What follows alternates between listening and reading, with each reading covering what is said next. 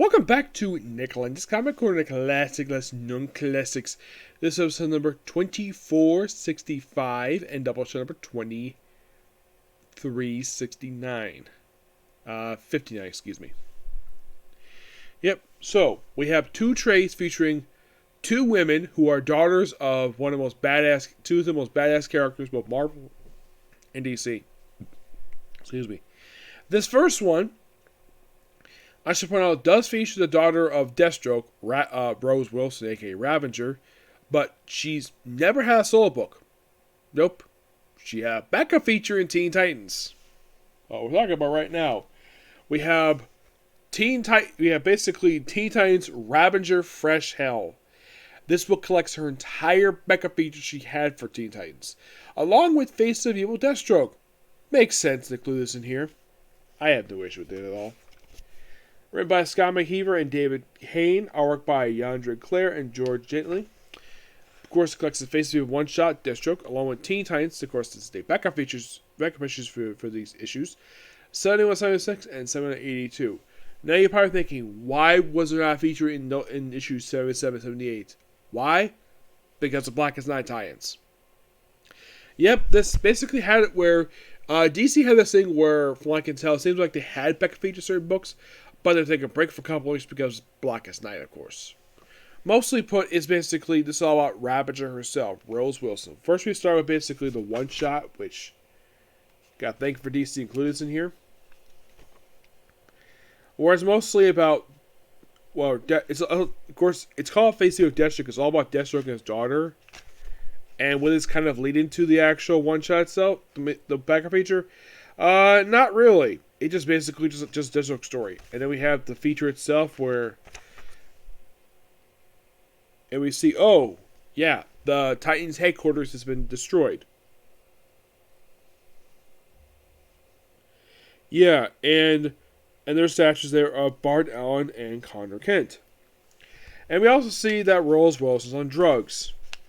So we have the Teen Titans training in a ruined headquarters that they have not bothered to fix. If you're really curious, what the heck caused this? What caused their headquarters to be damaged like this? Off the top of my head, it wasn't Blackest Night yet. No. It could have been Final Crisis, presumably. And Titans membership at the time consisted of Miss Martian, looked like a female version of Captain Atom, Kid Devil, Static Shock, and High Maria's Blue Beetle. You're thinking, wait, Static Shock from the Milestone print? Yes, and those who recognize that costume. Yes, that was also the same costume they used on the Static Shock TV show for seasons 3 and 4. Yeah, from what I heard, they decided to switch up the first costume we had in the show with this one because that was the costume we were in the comics at the time, so why not? In show, they never explained why they changed the costume, they just did, all of a sudden. Yep, so you have it where Rose is watching this sort of this danger room simulation, and then of course Rose goes on a participate in prison transfer to Alcatraz. Now Wonder Girl. Now talk about the fact. That from Rose's perspective, they think that she thinks that Wonder Girl kicked her off the team. Wonder Girl thinks that she ditched the team. It's a bit confusing. It's basically back arguing for a while. And of course she agrees, and the prison transfer is her father. Her father being Deathstroke. And then Wonder Girl shows up, basically to break her sword. Yeah. And basically they've been going sort of a road trip with her, where she's trying to know herself, and really interesting set of stories here. I do appreciate basically what they did here. And this also was a really smart idea for DC to do this, because I'm sure the reason why they did this because Deathstroke is a popular character, but he didn't have an ongoing series at this point in time. He just has one shot. And I guess DC figured though, okay, so we need to put this in trade, but wait, we have this backup feature featuring his awesome daughter. Why not? Give the book roughly 9 out of 10. Alright, next up we have is another daughter of a badass. We have Bloodline, the daughter of Blade. Well, that's what's called, Daughter of Blade. This book collects the miniseries Bloodline Era Blade along with material from Free Comic Day 2022, Avengers / X-Men, and Crypto Shadows from last year. It's a one-shot. Yes, Bloodline. Oh boy, I'll explain this soon. So, the Free Comic Day is done by Danny Lore, who also he pretty much does everything in here. It says it's the same writer and artist. Now, let me tell you a story about basically of how the whole concept of about the original idea for Bloodline to show up. Originally, currently there is a Blade book publishing right now, Blade Volume 7. There was a Volume 7 supposed to be published back in 2015 by Tim Seeley, which would have been excellent to see. Good character like Blade, could basically take care of his daughter, and the book was delayed and then later canceled. What happened? Apparently Tim Seeley didn't feel it right writing for a white guy to write a black character, even though his creators are white. He's always written by white guys over the years. So, not really sure exactly what the deal was with that. Yeah, I know what that is. I'll take care of it soon. Yeah, it's quite weird. And then, this is back in 2015 when this book was announced. And then, for a while, there was nothing. It got delayed, the first issue, and then just book got shelved. And now we got a current book by Brian Edward Hill, which is really good right now. This book focuses on her. Now, Blade himself doesn't come into the book until partway into it.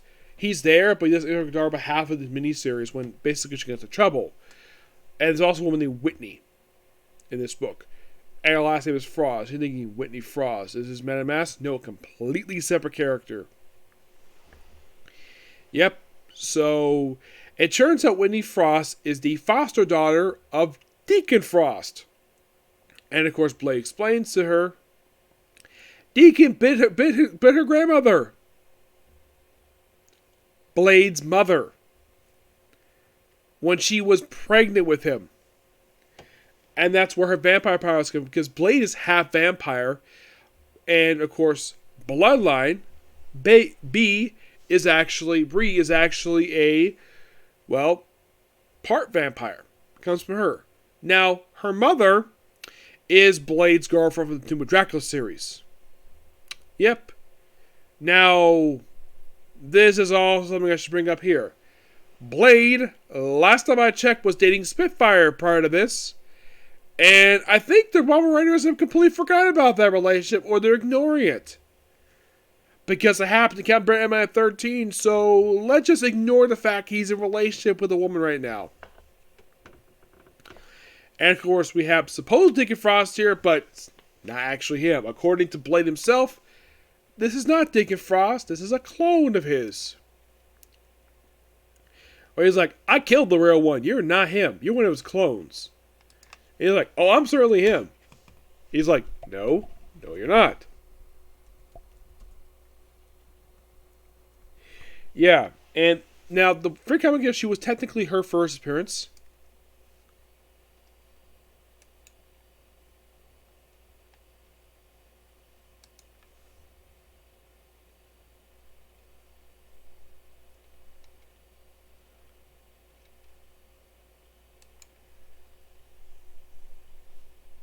And the way that Wendy was written here, it's almost like it's almost like Bree is supposed to be sort of a lesbian, possibly.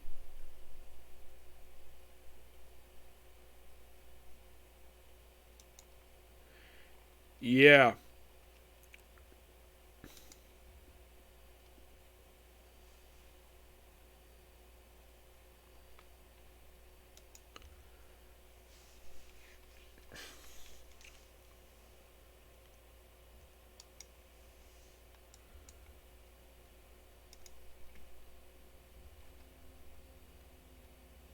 Yeah, it's definitely not him. Of course, by the way, her mother is Shuffin Colder, because that's her married name. They think her last name is Brooks, but not really. Yeah, it's from Tomb of Dracula 12. Yeah, I'm not really sure exactly why that they decided to have now, I have no problem with her being the daughter the mother of Blade's daughter. That's not the issue I have with this. The problem I have with this is that writers at Marvel completely forget the fact that Blade is in a relationship.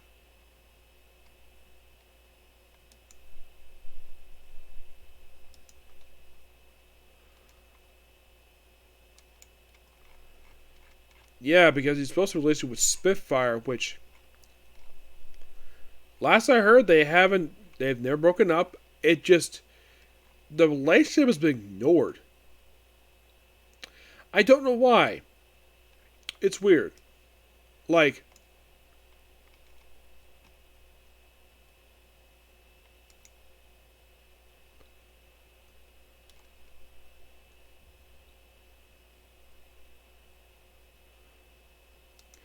yeah, because, it's like, because it happened in Captain MI13, let's just ignore it.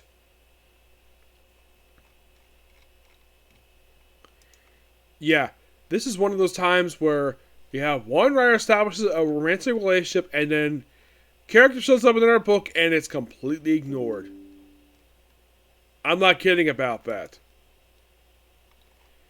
Yes, seriously. Marvel does this. Where they put people in a relationship and then when the character comes in their book, it's like the relationship is completely ignored for no reason. I'm like, is there a reason why Marvel keeps ignoring this relationship? This is not the only thing this has happened. This also happened with Hawkeye and Spider-Woman. Where Bendis put them as a couple at the fair itself, and then it gets ignored by other writers. Either by editorial mandates or the writers at Marvel just don't care. Yeah, I don't know exactly the reason for this, of why in the world that writers at Marvel just love doing this. It's like the only relationship they just cannot ignore because they're a married couple, and this has happened in the last 20 years, is Luke Cage and Jessica Jones. They can't ignore this relationship because they're married. Because if they're not married, let's ignore it. And pretend it never happened. Now, did Spitfire and Blade break up on panel? Not that I know of. As far as I can tell, they're still a couple. And yet, Marvel writers just forget the fact about this.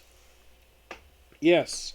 So it's almost like a ritual. It's almost like basically, you can read this book and like, this feels like a little bit elements of basically of like the Wesley Snipes movies because Blade is in his Wesley Snipes look. There's also a funny thing here where basically Blade, when he meets his daughter the first time, and Stefan, the one who's the mother of his child, tells him, take off your sunglasses when we talk to your daughter. Which, that I thought was quite hilarious.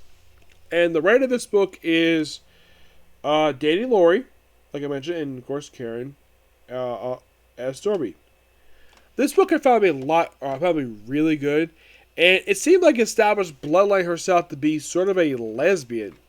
Because the way she hangs out with...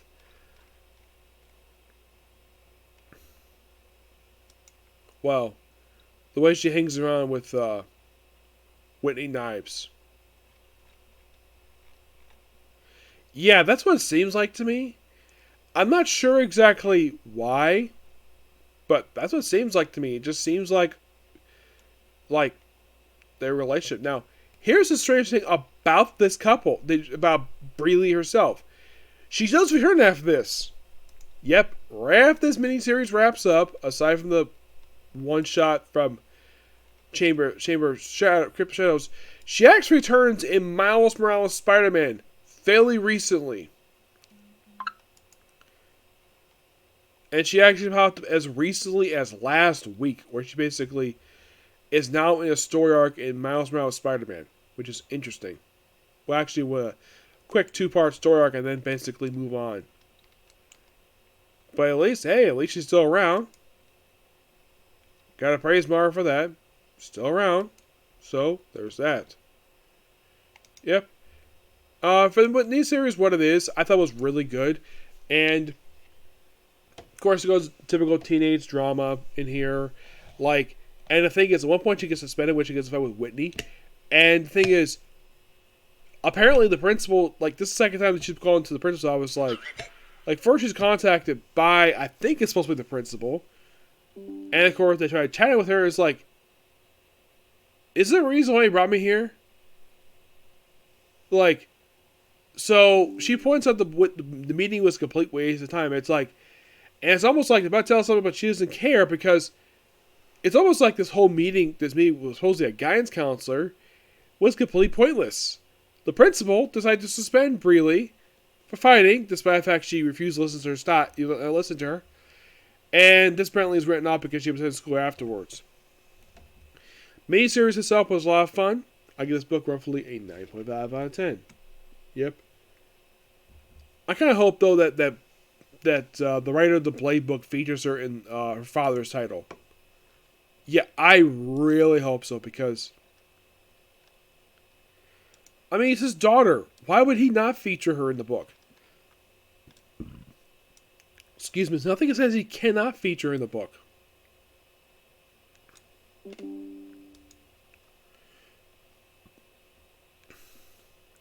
And they also mentioned, there was the thing about mystical protection, but then the alarm clock stopped on her birthday, and the reason why that was because Doctor Strange died, though he's perfectly fine now. So at least gotta acknowledge the fact that the writer remembered, oh yeah, Death Doctor Strange happened. Mm-hmm.